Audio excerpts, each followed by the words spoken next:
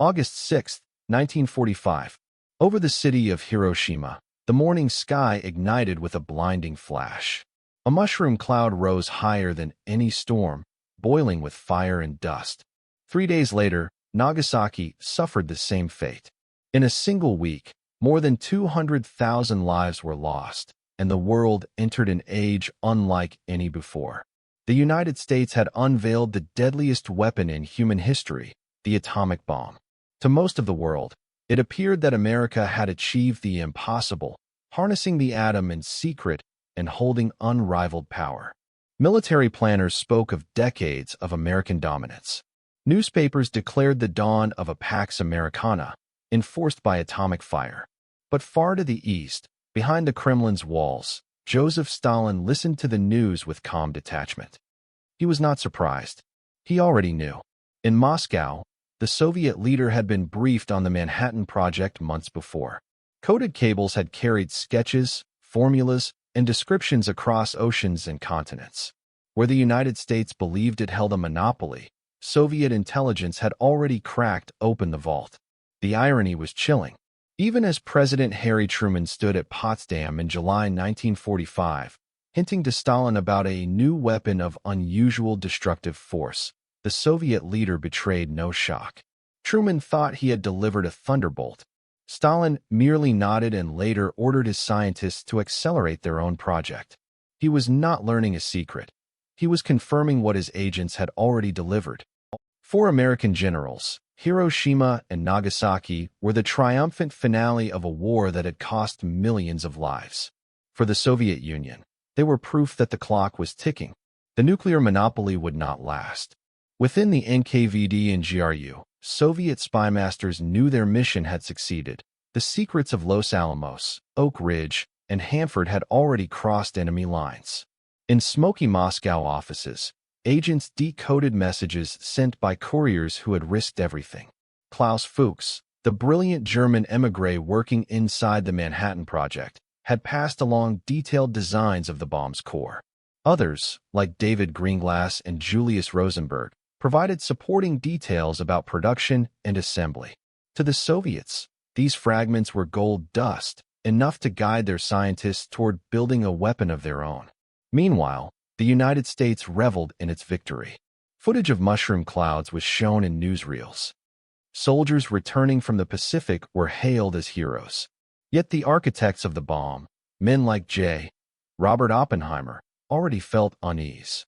In the councils of the nation, he would later warn, the physicist has known sin. That sin, of unleashing the atom, could not be contained by borders. Eyewitnesses in Japan described shadows burned into walls, rivers filled with ash, cities flattened to dust.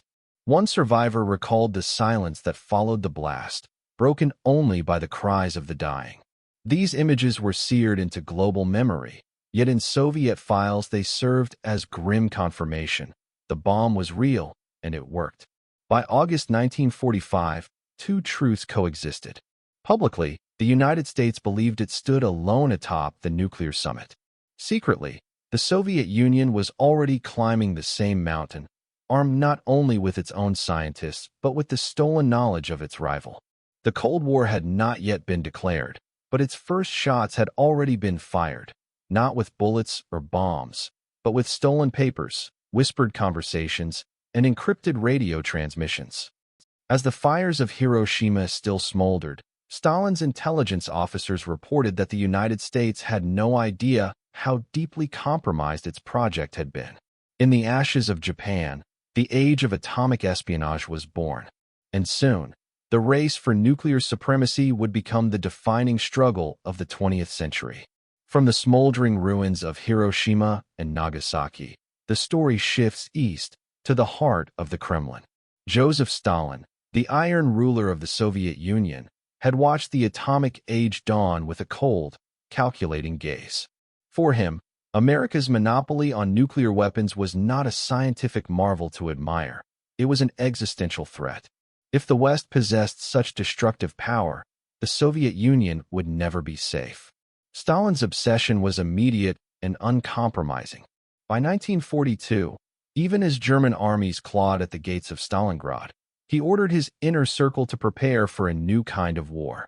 To the Soviet leader, survival depended not only on victory over Hitler, but on ensuring that Moscow would not be left defenseless against Washington. Nuclear parity became a matter of life and death. Yet there was a problem. Soviet science was years behind. Laboratories starved of equipment, and researchers who feared the knock at the door in the night were hardly a match for the vast resources of the Manhattan Project, where the United States mobilized billions of dollars and some of the world's greatest physicists. The Soviet Union faced shortages of materials, manpower, and trust. Stalin's paranoia crippled his own scientific community. Many of his brightest minds worked under the shadow of the Gulag. In such a climate, espionage became the only viable shortcut. Stalin turned not to his scientists, but to his spy masters. The NKVD, the Soviet secret police, was tasked with acquiring the secrets of the atom at any cost. Lavrentiy Beria, Stalin's feared security chief, became the overseer of the Soviet atomic program. Known for his ruthlessness, Beria demanded results, and failure was not an option. Thus began one of the most audacious intelligence campaigns of the 20th century. Soviet agents were sent to penetrate the most secret project in the world, the American Manhattan Project. Recruiters targeted émigrés, communists, and idealists who saw the atomic bomb as too dangerous for one nation to control. By the early 1940s, networks were already in place. In Britain, operatives like John Cairncross and members of the infamous Cambridge Five passed along fragments of intelligence. In the United States, the NKVD cultivated agents with quiet persistence, building webs of couriers and cutouts to smuggle documents out of guarded laboratories. The scale of the risk was staggering. To be caught meant certain execution, yet the rewards were greater than gold. Blueprints, technical notes, and scientific reports began to trickle eastward. For Soviet intelligence, each piece was another brick in the foundation of their own bomb. A British defector later remarked that Stalin trusted stolen papers more than he ever trusted his own physicists. He believed Western science to be inherently superior, and espionage offered him access without delay. If an atomic weapon could be built, it would be built not in the name of scientific progress, but as a shield for the Soviet state. Inside Moscow's secret institutes, Soviet scientists were ordered to replicate what their American counterparts had done. They were given fragments of intelligence, descriptions of uranium enrichment, notes on plutonium implosion, reports on critical mass.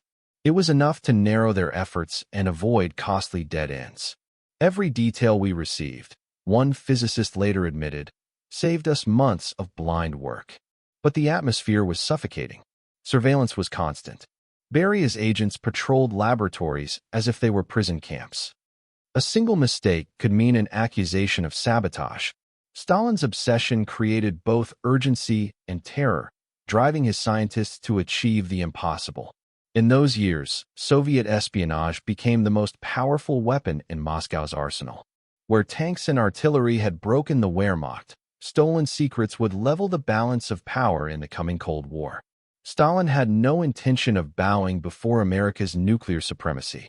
And so, in the dark halls of the Kremlin, as he pored over intelligence reports marked top secret, Stalin whispered the command that would shape history: build the bomb, whatever it takes. The American race to build the atomic bomb unfolded in places that, on a map, seemed unremarkable. Los Alamos, New Mexico; Oak Ridge, Tennessee; Hanford, Washington. But behind the fences and watchtowers, these remote sites became the beating heart of the most secretive and ambitious scientific project in human history, the Manhattan Project. Launched in 1942 and overseen by General Leslie Groves, the program was as vast as it was hidden. Groves, a stern and uncompromising officer, ruled with military efficiency, driving thousands of workers, soldiers, and scientists toward a single, unspoken goal: harnessing the power of the atom before Nazi Germany could. At his side was the brilliant and enigmatic J. Robert Oppenheimer, the theoretical physicist whose charisma and intellect transformed Los Alamos into a crucible of discovery. The scale was staggering. At Oak Ridge, enormous facilities buzzed day and night. consuming more electricity than the entire city of New York just to enrich uranium. At Hanford, reactors produced plutonium in guarded isolation, their chimneys cloaked in steam. And at Los Alamos, cloistered scientists performed the calculations and experiments that would turn theory into weapon. By 1945, more than 130,000 people worked across the project, though most knew only fragments of what they were building. Security was obsessive. Barbed wire surrounded each site. Guards stood at every gate, and workers carried identification cards that dictated where they could and could not go. Information was compartmentalized to a degree never seen before. Chemists might spend years refining uranium isotopes without ever being told why. Even Oppenheimer, the project's director, was closely monitored by the Army's security officers, who distrusted his past associations with left-wing politics. Yet secrecy was a double-edged sword. The tighter the restrictions, the more alienated and isolated the workers felt.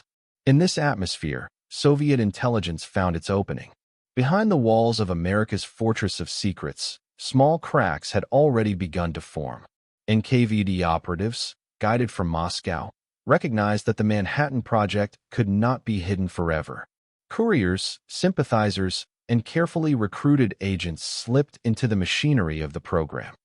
Some were motivated by ideology, others by money, and still others by a belief that no single nation should hold the monopoly on such destructive power.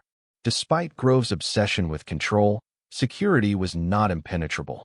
Thousands of scientists, technicians, and laborers passed through the gates each day, and not all could be perfectly screened.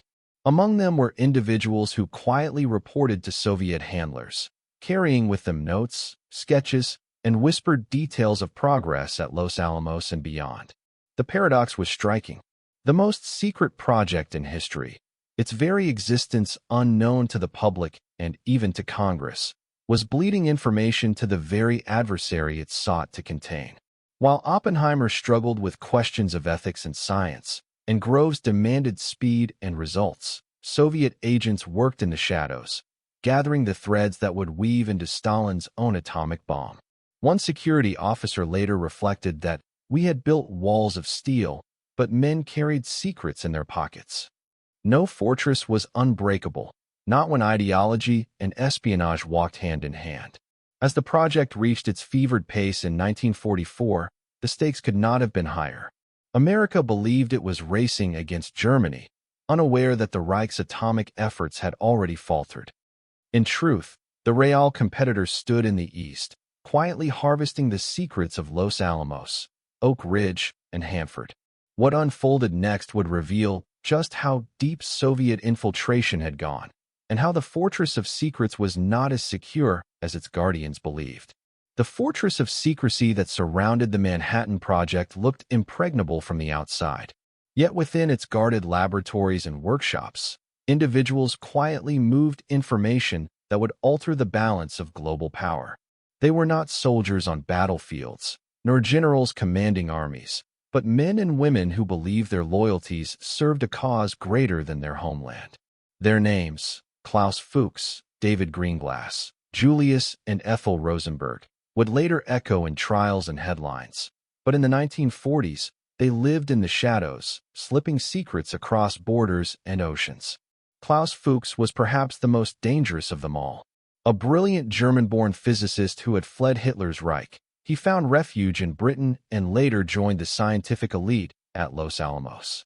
Fuchs was soft-spoken, unassuming, and rarely drew suspicion. Yet in carefully timed meetings, he handed Soviet handlers detailed sketches of the bomb's inner workings, blueprints that showed not just general principles, but precise engineering. He seemed utterly calm, one Soviet report later observed, as though he believed he was serving peace by ensuring no one nation could dominate. Meanwhile, David Greenglass, a machinist working at Los Alamos, played a quieter but no less critical role. Assigned to the high-security workshops where bomb components were machined, he sketched notes on lens molds and explosive designs. Smuggled out on scraps of paper or memorized details, his contributions filled gaps in Moscow's understanding of how theory became weapon. Years later, in testimony, Greenglass admitted he never fully grasped the science, but he understood the stakes. His pencil drawings, crude as they were, carried death and deterrence in every line.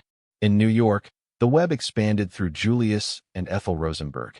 Julius, an electrical engineer, was the recruiter and organizer, weaving together scientists, sympathizers, and couriers into a network that touched both the laboratories of Los Alamos and the streets of the Bronx. Ethel, quieter in demeanor, typed up notes and served as confidant, her loyalty inseparable from her husband's mission. Together, they operated in the belief that Stalin's Soviet Union, bloodied by Hitler's invasion, deserved equal access to the new weapon. Their apartment became a hub where sketches and microfilm passed hands before vanishing into diplomatic pouches or coded cables bound for Moscow. The methods were deceptively simple. A slip of microfilm hidden inside a hollowed-out toy. Technical notes folded into a wallet. A coded message sent over shortwave radio, disguised in the chatter of innocent correspondence. Ordinary objects became vessels of extraordinary consequence. One FBI agent would later remark that they carried Armageddon in coat pockets. The drama of espionage lay not in Hollywood car chases, but in whispered exchanges at park benches, in briefcase drops outside subway stations, in glances exchanged across crowded diners.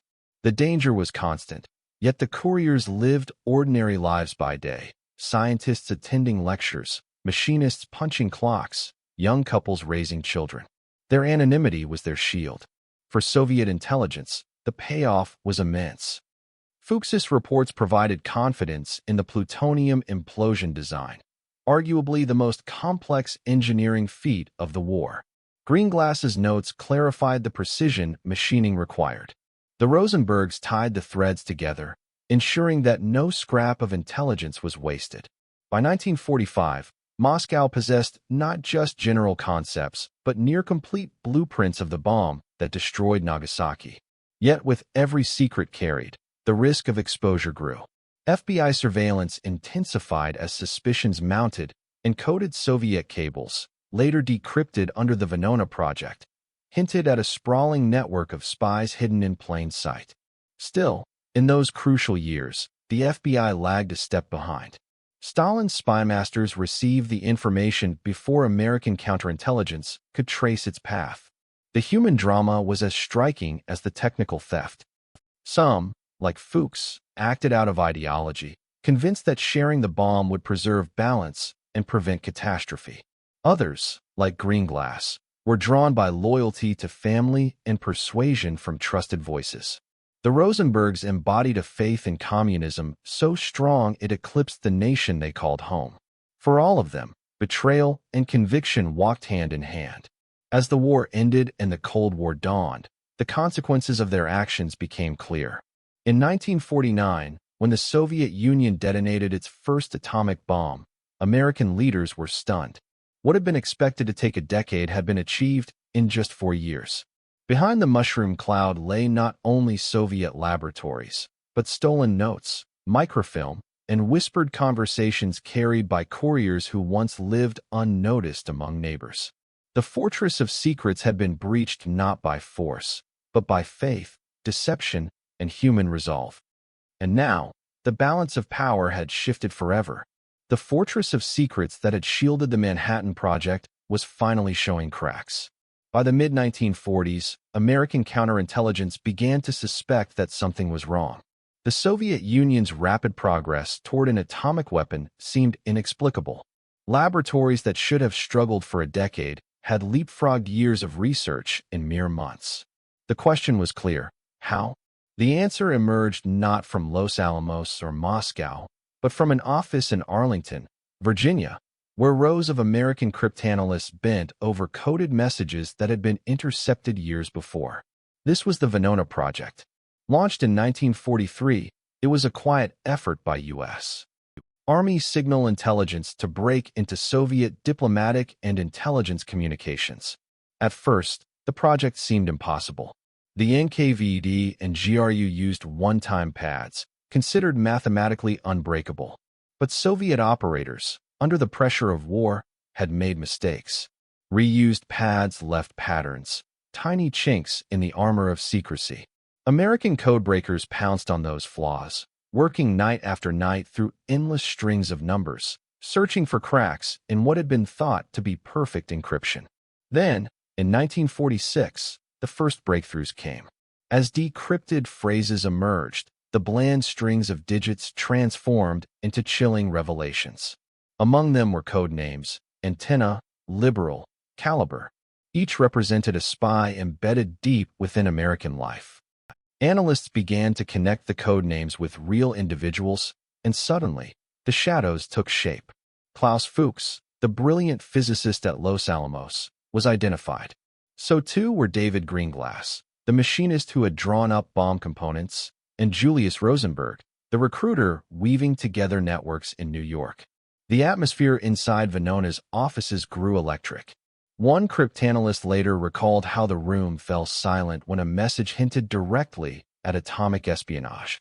It was as though the floor shifted beneath our feet. We realized the bomb had already been stolen, and the thieves were still among us. The FBI soon took the lead. Armed with Venona decrypts, agents launched one of the most complex spy hunts in American history. They tailed suspects, bugged apartments, and staged interrogations designed to break loyalty. Interviews were tense, often stretching late into the night under the bright glare of office lamps. Some suspects denied everything, clinging to silence. Others cracked under pressure, offering fragments of testimony that slowly pieced the puzzle together. The Bureau's director, J. Edgar Hoover, kept a close watch. For him, the spy ring was proof of communist infiltration at the very heart of America's most guarded project. Reports flowed directly to his desk, where he marked them with notes in his distinctive scrawl. He pressed for results, demanding that no detail be overlooked. As the net tightened, paranoia spread through the scientific community. At Los Alamos, whispers circulated in the corridors. "Who can we trust?" one physicist reportedly muttered. "If the walls have ears, then no conversation is safe." The secrecy that had once protected the Manhattan Project now cast suspicion over everyone who had touched it. Step by step, the FBI closed in. Klaus Fuchs was the first major figure to fall, confessing to British authorities in 1950. His arrest shook Washington, proving that the leaks had reached the very core of the atomic program. Soon after, David Greenglass was taken into custody. His testimony directly implicated Julius and Ethel Rosenberg, pulling the New York couple from obscurity into the glare of one of the most infamous trials of the Cold War. Venona remained secret throughout these years. To reveal it would have compromised ongoing surveillance, so FBI agents often had to disguise their sources, presenting information as though it had come from informants or surveillance alone. This added to the sense of mystery, as defendants struggled to understand how the government had pieced together their activities. By 1950, the spy ring that had once carried blueprints in coat pockets and microfilm in toys lay shattered. Yet the revelations fed a deeper consequence. They confirmed that the Soviet Union had not achieved atomic power on its own, but had stolen its way to the bomb. They deepened the climate of suspicion in the United States, fueling loyalty oaths, blacklists, and the early fires of McCarthyism. What began in the coded digits of intercepted cables ended in prison cells, courtrooms, and headlines. Venona had pierced the veil of secrecy that Moscow believed impenetrable. The FBI, armed with those decrypts, had cracked one of the most dangerous spy networks in history. But the victory came at a cost. It hardened the divide between East and West, turning suspicion into policy, and ensuring that the Cold War would be waged as much in shadows as in open battle. The spy ring that had quietly funneled the blueprints of the atomic age into Moscow's hands finally stood exposed. The unraveling began in 1950, when Klaus Fuchs, the German-born physicist who had once walked the guarded halls of Los Alamos, confessed under questioning in Britain. His admission was devastating. Calm and meticulous, he outlined how he had passed sketches, calculations, and theoretical notes to Soviet handlers, enabling them to leap years ahead in their nuclear program. "I had no alternative," he explained to investigators, framing his betrayal as an act of ideological duty. His words confirmed what Venona decrypts had already revealed. The Soviet Union's bomb was built not only in laboratories, but also through espionage. In the United States, the confession reverberated like an explosion. Soon afterward, David Greenglass, a machinist who had worked on the Manhattan Project, was arrested. Under pressure, he testified against his own family. His statements placed his sister, Ethel Rosenberg, and her husband, Julius, at the heart of the spy network. Julius, he claimed, had coordinated couriers and collected classified material. Ethel, he alleged, had typed up notes to be sent on to Soviet agents. The accusations set the stage for one of the most controversial trials of the 20th century. In March 1951, the Rosenbergs stood before Judge Irving Kaufman in a packed Manhattan courtroom. Outside, crowds gathered daily, some demanding harsh punishment for traitors, others pleading for clemency, convinced the couple were victims of political hysteria. Inside, the atmosphere was electric. Prosecutors painted Julius and Ethel as masterminds of a conspiracy that had endangered millions. The defense countered that the evidence was circumstantial, reliant on coerced testimony from a frightened brother and his wife. The trial became a spectacle. Newspaper headlines blared accusations, while editorials warned of the communist menace within America's own borders. Jurors listened to witnesses describe furtive meetings, folded notes, and whispered exchanges in New York apartments. FBI agents testified about surveillance, coded messages, and confessions. The Rosenbergs remained defiant. They denied all charges, refusing to admit guilt even when it became clear that a guilty verdict was inevitable. When the sentence was read, Judge Kaufman's words carried the weight of the atomic age. He declared that the Rosenbergs' crimes had altered the course of history, and that by providing secrets to the Soviets, they had already caused, in my opinion, the communist aggression in Korea with the resultant casualties. He pronounced the death penalty. The decision shocked the world. No American civilians had ever been executed for espionage in peacetime. Appeals followed, but each was denied. From Paris to Mexico City, protests erupted. Intellectuals, artists, and religious leaders signed petitions urging clemency. Even Pope Pius XII sent a request for mercy. Yet in Washington, the mood was hardening. The Cold War was deepening, and to many officials, leniency would signal weakness. On June 19, 1953, Julius and Ethel Rosenberg were executed in the electric chair at Sing Sing prison. Witnesses reported the stark silence that followed each surge of current, broken only by the hum of the machinery. Ethel's final act was to stand, lips tightly closed, refusing to confess to a crime she denied committing. Their deaths marked the climax of a drama where law, politics, and fear had collided. The fallout was immense. To supporters of the verdict, the executions were necessary, a warning that betrayal of national secrets would not be tolerated. To critics, they were a miscarriage of justice, tainted by the paranoia of the Red Scare.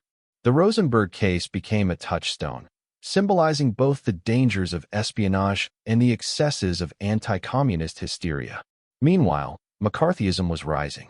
Congressional hearings, loyalty oaths, and blacklists spread through government, universities, and Hollywood.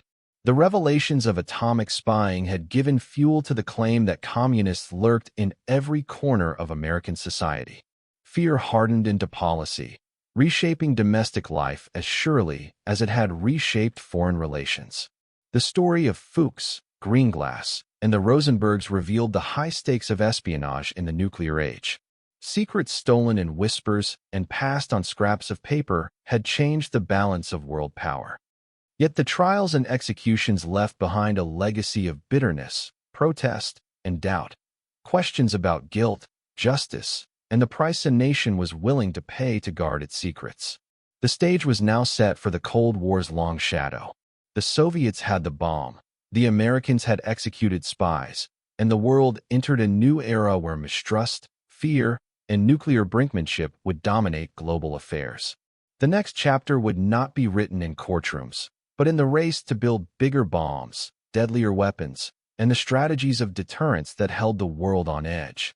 The revelations of espionage and the courtroom dramas that followed were not the end of the story, but the beginning of a new and more dangerous world. On August 29, 1949, in the remote steppes of Kazakhstan, a flash of light lit the horizon. A mushroom cloud rose into the sky as the Soviet Union successfully detonated its first atomic bomb, codenamed RDS-1, or First Lightning. The explosion shocked Washington. American intelligence had assumed Moscow was still years away from achieving nuclear parity.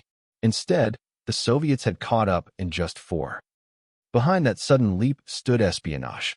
The work of Klaus Fuchs, David Greenglass, and others had delivered to Moscow not just fragments, but the blueprint of the implosion design tested at Alamogordo in 1945. Western analysts later concluded that Soviet intelligence had shortened their bomb program by 2 to 3 years. Without those stolen calculations, Soviet scientists might have struggled much longer with uranium enrichment and plutonium implosion, problems that had taken America billions of dollars and the combined labor of over 130,000 workers to solve. The consequences were immediate and global. Until 1949, the United States believed it held an unchallenged monopoly, a weapon so powerful it could shape diplomacy, war, and peace at will. Now, that illusion collapsed. Joseph Stalin had erased the imbalance of power. For the first time in history, humanity faced the possibility of nuclear conflict between rival superpowers. The atmosphere of the early Cold War shifted overnight. American generals no longer planned wars around overwhelming nuclear superiority. Instead, they faced a grim new reality: retaliation. Every bomb built in Los Alamos could be answered by one forged in Artemis-16, the Soviet equivalent of America's secret laboratories. The doctrine of mutually assured destruction, MAD, emerged, a chilling recognition that war between the United States and the Soviet Union would mean the annihilation of both. Descriptions from the era captured the dread. One American airman recalled standing on alert, engines primed, waiting for the order that he prayed would never come. We lived with the idea that at any moment, we might be flying into the end of the world, he said years later. Across the Atlantic, Soviet soldiers trained under similar fears, each side preparing for a catastrophe they desperately hoped to avoid. Espionage had not only shifted the balance of power, it had reshaped geopolitics for generations. The nuclear arms race accelerated, with hydrogen bombs, intercontinental ballistic missiles, and nuclear submarines soon crowding arsenals. Proxy wars ignited across Asia, Africa, and Latin America, as Washington and Moscow competed for influence without daring direct confrontation. Suspicion and secrecy hardened into policy. Spies multiplied, double agents thrived, and intelligence became as decisive as armies. Yet, the story carried a deeper irony. The stolen bomb, born of secrecy and betrayal, had also imposed caution. Some historians argue that nuclear parity, achieved so quickly through espionage, may have prevented the United States from using atomic weapons again after 1945. Others counter that it locked the world into decades of paranoia, an age where a single miscalculation could end civilization. The echoes of Bletchley Park, the Manhattan Project, and the Soviet spy ring converged here, in a world forever changed by the marriage of science and secrecy. The atomic monopoly America believed it possessed in 1945 had proven fragile, shattered by fragments of microfilm and whispers passed in shadows. The corpse of secrets carried in coat pockets had reshaped history more profoundly than any battlefield victory. As the Cold War unfolded, humanity lived under the shadow of the mushroom cloud. The espionage victories of the 1940s ensured that no nation would ever again feel secure in nuclear supremacy. In the end, the legacy of the stolen bomb was not triumph or defeat, but a permanent reminder of the precarious balance on which modern history rests. The world had entered a new age, not of conquest, but of survival. And the question lingers still: would it have been safer if the atomic bomb had remained solely in American hands, or did espionage force a balance that paradoxically preserved peace? The answer lies in the silence of the decades that followed. Decades where the bombs were built, the alerts were sounded, but the trigger was never pulled. Humanity endured, suspended between fear and survival, in the long shadow of secrets stolen during the Second World War.